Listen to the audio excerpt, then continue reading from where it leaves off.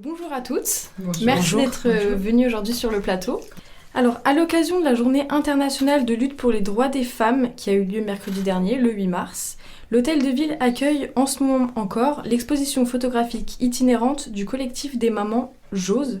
Est-ce que vous pourriez nous décrire cette exposition, de quoi elle est composée, comment elle s'effectue la visite L'objectif un petit peu de cette exposition, qui est une exposition itinérante, c'est en fait de mettre en lumière le parcours des femmes et des hommes de l'association, du collectif des mamans, qui par en fait leur engagement se mobilisent dans l'association pour venir en aide en fait aux personnes qui sont en difficulté.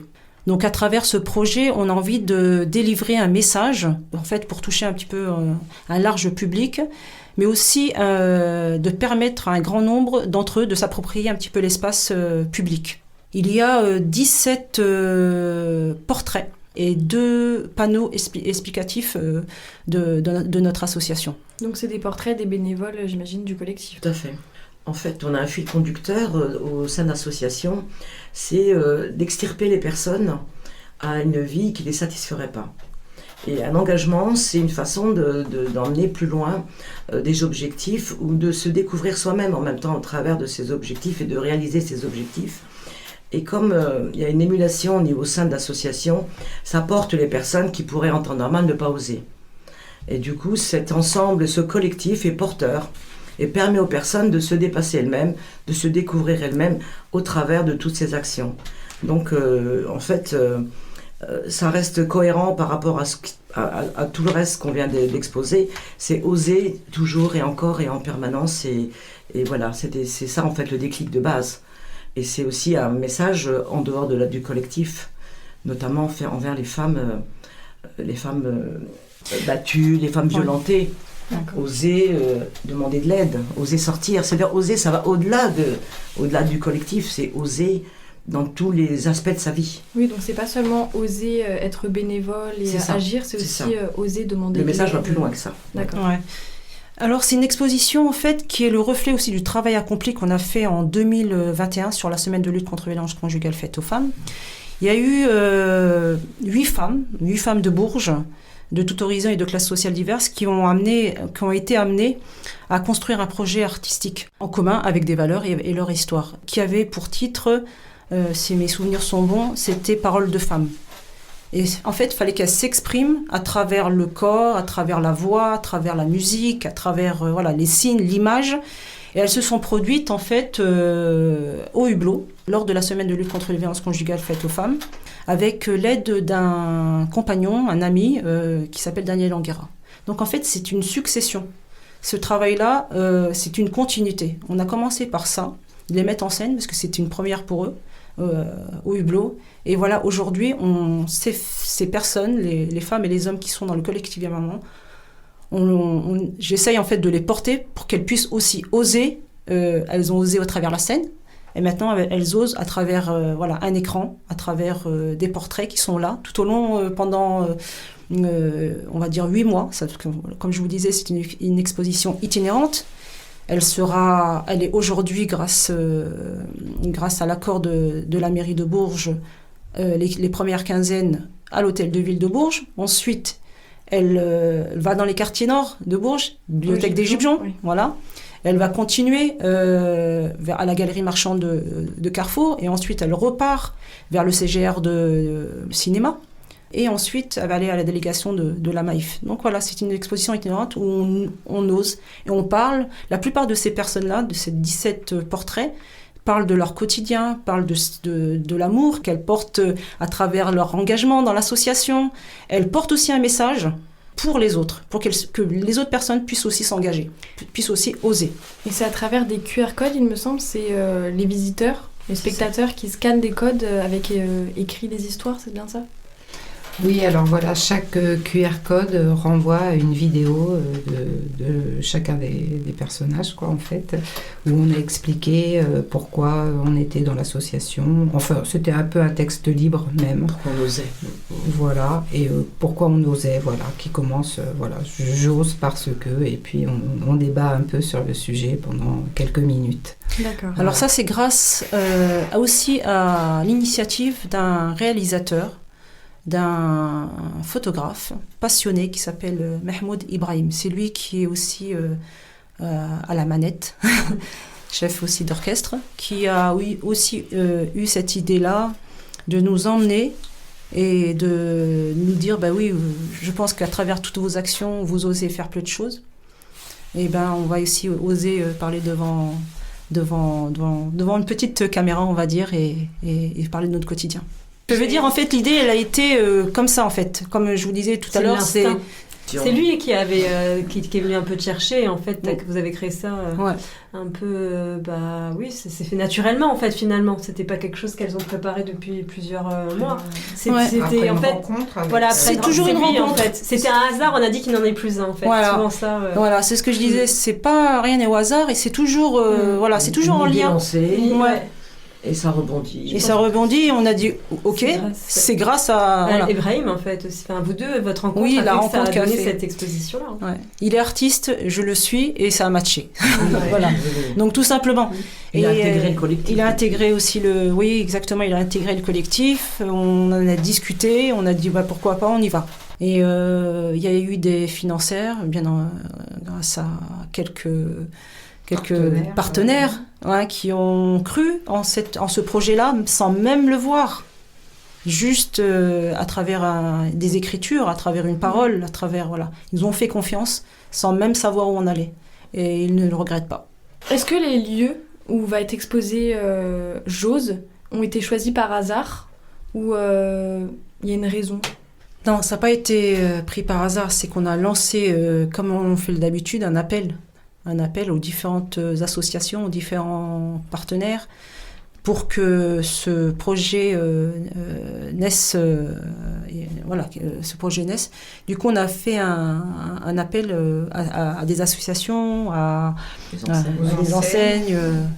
Voilà. C'est propositions et puis ceux qui acceptent d'exposer les portraits, en fait. Ouais. Après, ça a quand même du lien avec différents projets. C'est-à-dire que le CGR, à un moment donné, il y a eu une intervention collective maman au CGR. C'est quand en fait, c'est vraiment des lieux aussi qui sont importants finalement pour nous parce que par exemple Carrefour, quand on fait notre collecte, les caddies, on va à Carrefour.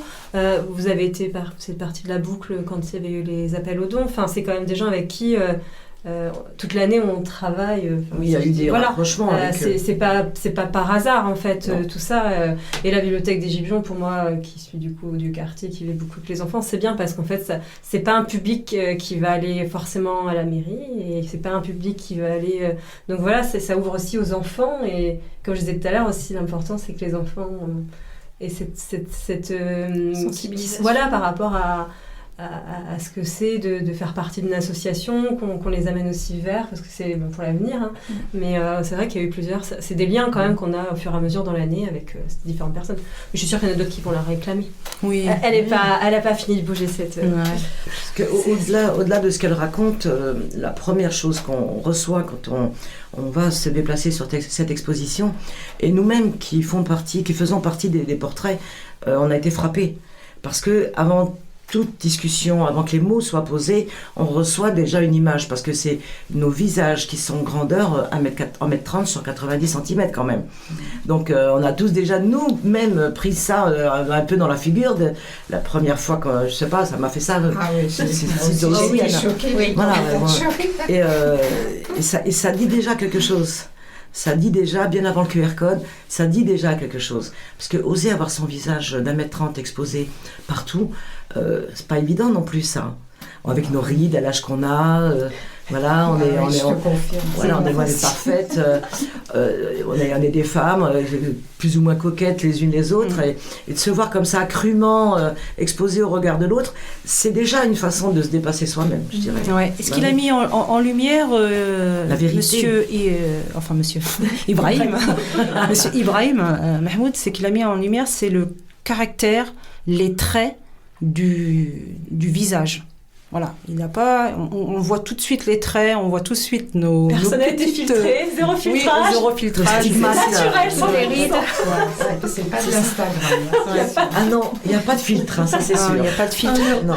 Et ce que j'aimerais dire aussi à travers ces différents portraits, que j'ai mis une personne aussi en avant, une personne qui s'appelle Nadia Nizloui, qui nous a connus lors des maraudes, et qui nous a suivis lors de nos maraudes, qui nous a fait aussi confiance. Et je me suis dit, il faut qu'elle soit dans ces portraits-là, parce que c'est une personne qui s'engage dans la ville. C'est une personne qui est aussi dans l'action et dans la réaction. C'est une personne qu'on a voulu mettre en avant à travers son parcours en tant que femme, mais aussi en tant que femme qui s'engage au quotidien dans la ville de Bourges. Voilà.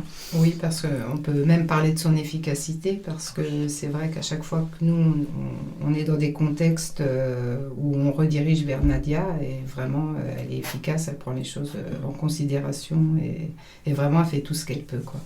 Ouais. Elle a aussi un parcours assez exceptionnel, Nadia. Voilà, je veux dire, elle est issue comme nous des quartiers. Bon, elle était plus des quartiers sud, parce qu'on habitait à peu près au même endroit. Je veux dire, voilà, c'est une femme qui s'est dépassée en permanence. Aujourd'hui, elle est conseillère, adjointe au maire. Je veux dire, c'est remarquable le parcours de Nadia Nezlaoui. Elle avait entièrement sa place parmi nous, ça c'est certain. C'est pour ça qu'on a voulu aussi dédier aussi ce portrait. Et quand je lui ai posé la question, je dis j'ai vraiment envie, toi et puis Magali, qui est aussi marraine de l'association, qui est conseillère aussi. C'est une connaissance avant d'être dans la municipalité, avant même. Je me pose pas trop de ces questions-là. C'est la personne qui est dans l'action. C'est ça qui est en lien. Tous les projets, toutes les actions, tous les portraits qui sont les uns à côté des autres, et elles ont un tronc commun. Voilà, c'est tout. On ne cherche pas à savoir leur fonction, etc. C'est vraiment, voilà. Magali Guichard, donc, qui est conseillère, qui est une amie aussi, qui était là dans les maraudes, qui fait partie aussi, moi je dis infirmière, elle n'est pas infirmière, elle est aide-soignante à Georges Sand, donc c'est venu de là. Donc voilà, elle est concernée. Elle est concernée. Toutes ces personnes sont concernées. Et c'est avant tout un partage des valeurs, quoi. Ouais, exactement. Moi, ce que j'en retiens, je veux dire finalement, ce que j'ai été spectatrice du résultat, c'est que c'est vraiment mettre ces visages des visages en avant de gens qui donnent d'eux pour les autres quotidiennement. On a quand même aussi nos jeunes Mehdi et Jérémy qui sont voilà, des jeunes qui sont avec nous, qui donnent beaucoup d'eux et qui c'est important que en fait de montrer aussi, c'est comme une chaîne en fait, c'est-à-dire que chaque maillon est utile et c'est aussi ça qui est important à travers cette exposition, puisque comment elle est, quand les gens peuvent la voir, on avance, on découvre au fur et à mesure chaque portrait et c'est une chaîne en fait, une vraie chaîne humaine pour que les gens se rejoignent en fait et qu'on fasse quelque chose de beau ensemble. C'est ça aussi qui est important et c'est le message aussi qui peut ressortir. On aura tous une lecture assez différente de cette exposition, mais elle est c'est fort en fait, c'est très très fort quand on voit ces portraits et pourtant finalement c'était très simple. Ce ne sont que des portraits, mais ça montre vraiment l'esprit puis voilà, on est tous différents, venez comme vous êtes, et puis pour les gens qui ont envie de découvrir le collectif, c'est une bonne façon aussi de voir tous ces portraits d'hommes et de femmes, de tout horizon, comme tu dis. Moi, je ne suis pas issue du quartier, j'ai vécu dans une campagne, je veux dire, la vie de quartier, je la connais qu'en tant qu'adulte, et on y trouve tous sa place, en fait, aussi, finalement, dans le quartier. On peut tous y trouver une place, et on a tous quelque chose à faire, tous un rôle à jouer, en fait. Voilà. Et je voulais terminer, moi, personnellement, parce que je voulais parler d'une personne qui a fait partie du collectif des mamans, qui s'appelle Céline. Et voilà, on a appris le décès de son mari aujourd'hui. C'est un homme formidable, c'est une famille formidable. Et je tiens à lui présenter toutes mes condoléances pour cette personne qui est infirmière, qui fait plein de choses à travers toutes les associations. Donc c'est une amie et voilà, c'est très compliqué. Dans tous les cas, le collectif des mamans soutient Céline, soutient sa famille et voilà. Une douce pensée pour elle. Ouais, une grosse pensée et toute sa famille. À elle et toute sa famille. Elle a fait partie du collectif des mamans, elle en fait toujours partie à travers son association qui s'appelle Helping Hands. Voilà, elle a rebondi sur autre chose. Elle a osé faire créer son association. Et c'est une très très belle association. Et voilà, dédicace aussi à elle et bon courage à elle et à ses filles qui ont été mes élèves en danse. Donc je connais très très bien cette famille. On vous invite, nos chers auditeurs, à vous rendre sur cette exposition itinérante de Jose du collectif des mamans. Et on vous souhaite une bonne journée sur Radio Résonance. Le Grand Bavard.